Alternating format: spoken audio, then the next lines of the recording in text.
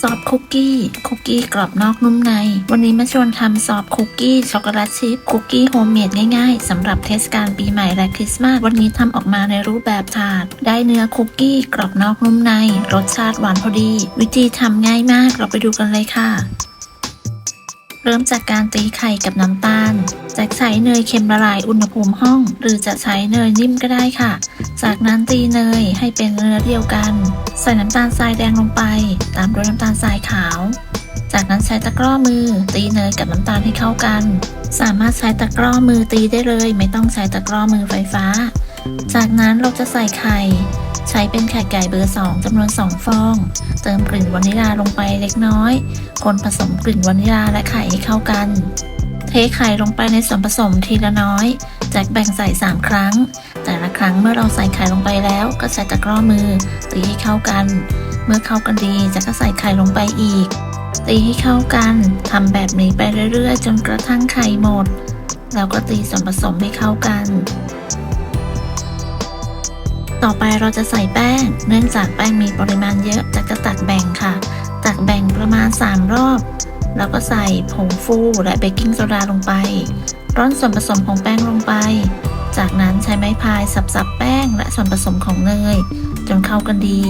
เมื่อเข้ากันดีเราก็ตักแป้งมาใส่อีกเราก็ร่อนลงไป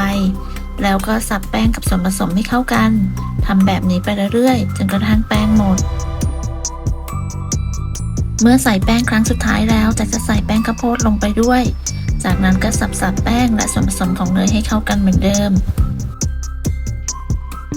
คนส่วนผสมให้เข้ากันจนไม่เหลือเม็ดแป้ง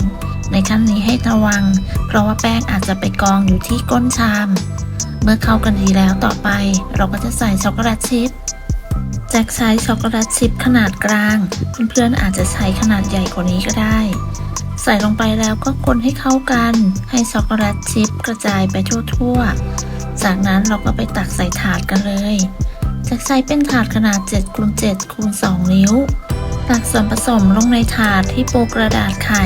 ไม่ต้องทาไขมันเกลี่ยส่วนผสมให้ทั่วถาดและเรียบเสมอกัน